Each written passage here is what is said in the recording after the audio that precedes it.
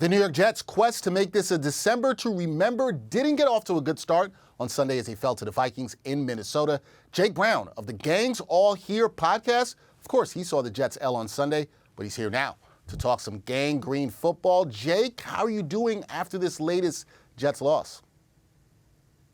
Surprisingly, Dexter, I'm doing okay. This wasn't the sky is falling kind of loss. They showed us some really good things, and while they had plenty of chances to win it, this looks like a team that you want to root for, a team that you could push for to make the playoffs. So there are positives to take away from what was, a frustrating loss after you take about an hour to just breathe a little bit, some deep breaths. All right, that's good. Jake is not in Panic City. We like that. Now, Jake, first of all, as you said, this is a disappointing loss for Jets fans, probably because of how the team was able to move the football against the Vikings defense, particularly in that second half. But what did you make of Robert Saleh's decisions to throw the ball twice on 3rd and goal and then on 4th and goal with a chance to take the lead late in the 4th quarter? Yeah, I think Saleh and LaFleur was play calling are more to blame for this game. I think Mike White, did enough and he showed a lot of poise. The play calling was frustrating.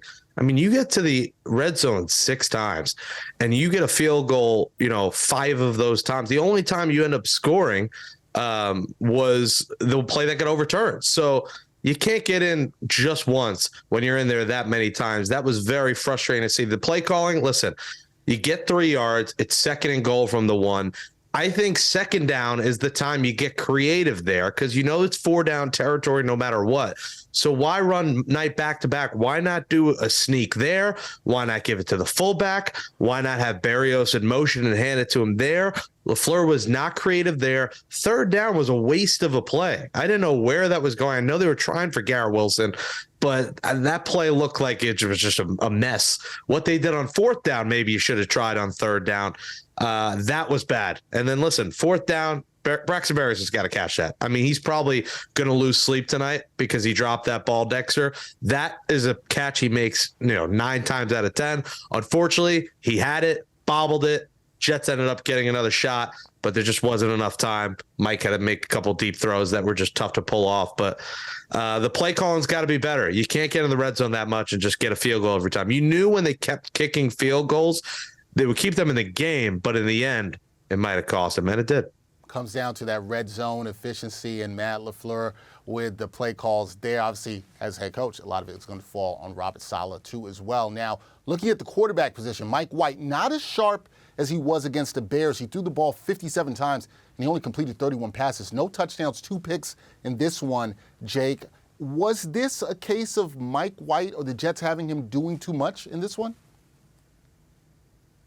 Yeah, listen, it's a tough position. You're down 20-3 at one point. They go into the half 20-6, and you're feeling a little bit better, but you're down a lot. I think they went away from the run too early. Bam Knight, was averaging 6 yards a carry. He ended up with 15 for 90.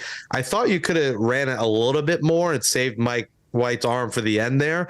But when you're down by that much early, you just have to throw a lot, and there's not much you could do about it.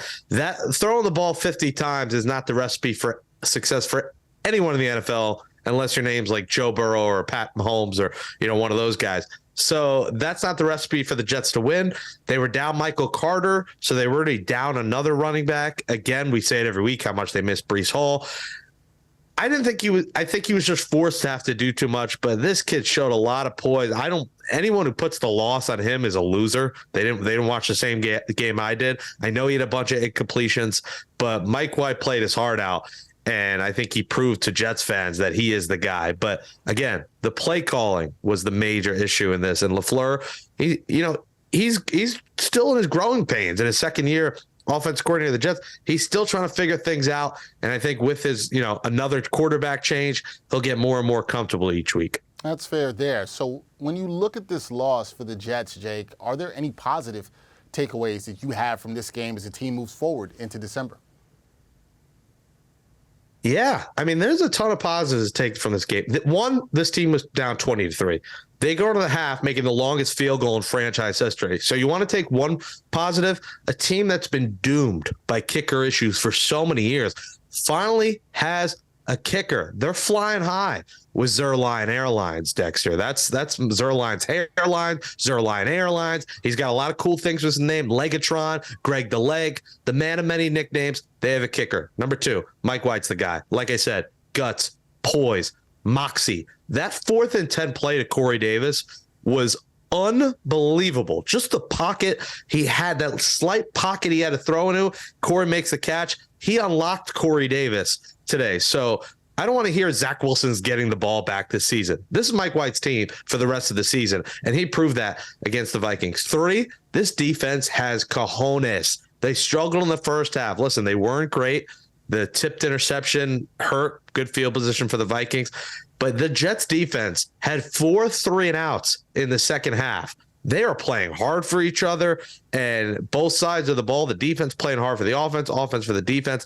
The defense kept them in that game. Yeah, Mike White, the offense, they came back, but 4 3-and-outs is quite impressive against Jefferson, against Kirk Cousins, and they really contained Kirk Cousins today. So the Jets showed me today, going in a tough road environment, almost winning, losing the game by just 1 yard, essentially, shows me that they can scratch out 3 wins in these last 5 games, get it to 10, and then let the tiebreakers fall where they may. If they don't get in at 10 wins, it was a heck of a season. And Mike White, this offense, and a good second half from the defense showed me they could still make the playoffs. All right, there you go. A lot of positives. That is from Jake Brown, one of the hosts of the Gangs All Here Jets podcast.